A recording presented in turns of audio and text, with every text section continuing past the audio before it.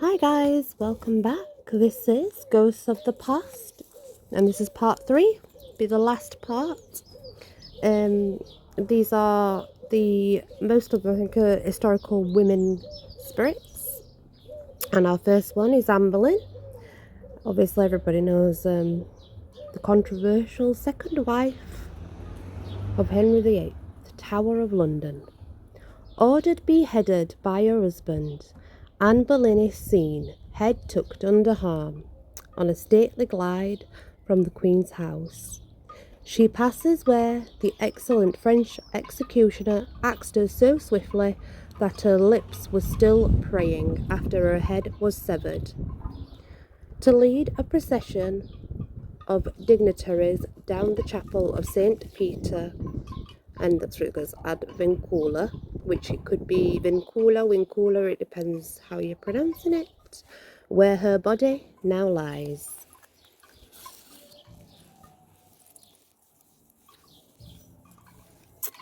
This is Catherine Howard, very young and pretty fifth wife of Henry VIII, Hampton Court Palace. Catherine was accused of adultery and, knowing her fate, escaped her guards, fleeing what is now the haunted gallery to plead with Henry. She was dragged away screaming. Her pale form and ghostly shrieks returned to torment staff and visitors alike.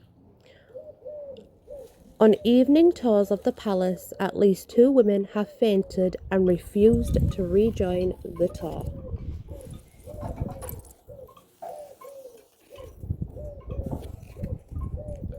Flora Somerton, Runaway Bride, and this is Nob Hall, San Francisco.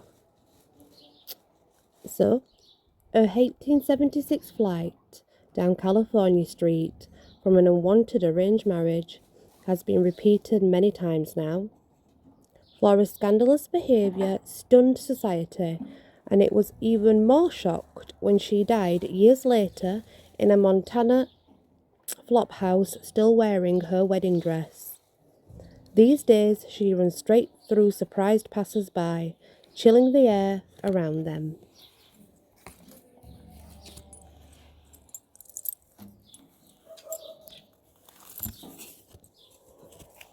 Baroness Mary Vistera, mistress of Crown Prince, I think that's pronounced Radolf or Radolf, Imperial Palace, Vienna. Young Mary died at Mailing Hunting Lodge with a princely lover. She asked to be buried with him too, a request that was denied. A pale apparition pauses before the altar of the Virgin Mary on the site of her former apartment. Staff has seen her disappear through the palace walls, and now that is a blocked stairwell where she held her secret tryst with the prince.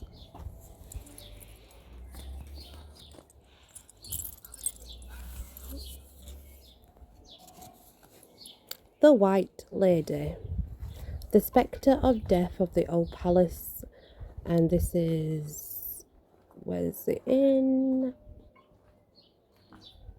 It doesn't actually say where this is.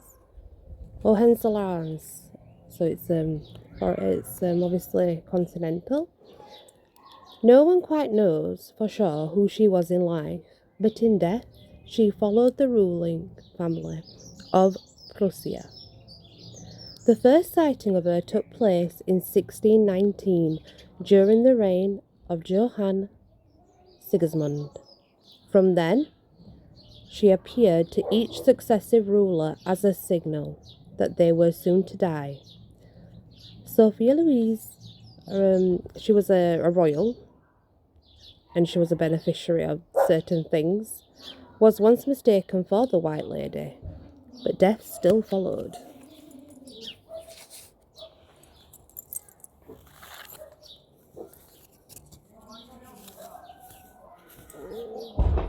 Mary Gallagher, the headless woman of Griffintown, Montreal, Canada. Mary's people survived the coffin ships that brought her immigrant family from Ireland. But life was hard and she did not survive. She was beheaded by a rival prostitute. Every June the 27th, the anniversary of her death, she is seen on the streets wearing a red dress and a white petticoat. Her earrings, and it says Clara ring, and she's still searching for her lost head.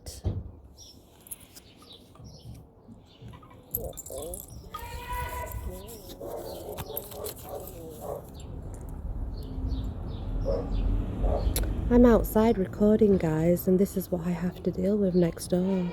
So I hope you can hear it. I really do. Sookie! Barmaid at George and Dragon, West Wycombe. All the pub's customers fancied Sookie, but when she fancied a handsome stranger, 3 young regulars became jealous. They forged a note, telling her to meet the stranger in the local caves wearing a wedding dress. But the prank went sour, and Sookie was killed. Pub visitors still ask the staff, "Where's the wedding? I've just seen the bride."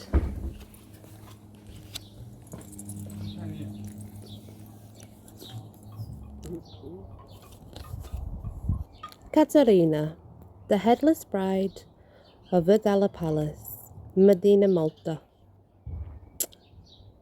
Katarina was betrothed, but this didn't stop a corrupt Knight Templar from trying to have his way with her. With his own knife she stabbed him, but was unjustly condemned to death. Before her beheading, she was allowed to marry her fiancé, and unwary photographing tourists have caught her chained headless phantom on film, wearing her wedding gown.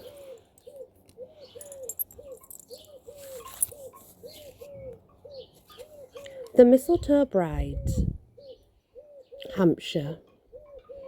During the games and celebrations, a Christmas bride hid inside a chest, unaware it could only be opened from the outside. Her suffocated body was eventually found, holding a sprig of mistletoe. Through this Jacobean mansion, it's now actually a police training school. Though this Jacobean mansion is now a police training school, she is often seen in her wedding gown, clutching the mistletoe, surrounded by the aroma of lilies of the valley.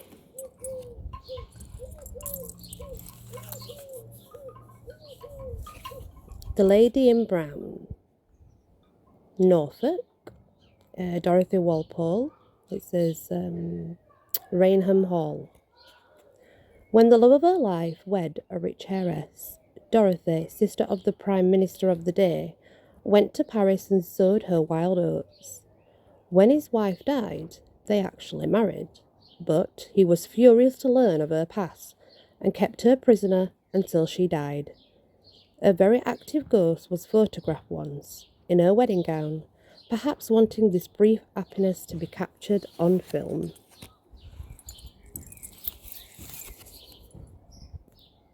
My favourite. Marie Laveau, or Laveau, it depends how you pronounce it. You can pronounce it Marie Laveau, or you can pronounce it Marie Laveau. It depends. She's the voodoo queen, by the way, of New Orleans. Fantastic woman. Her powers and potions were legendary during her life, and her ghost is infamous in death. For 50 years she held voodoo ceremonies and appeared as a prophetically youthful lady.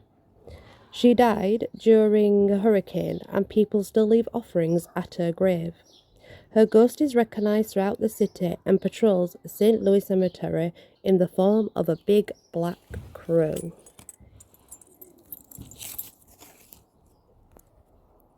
And this is the infamous Black Aggie, haunted tombstone at Druid Ridge Cemetery near Baltimore, Maryland.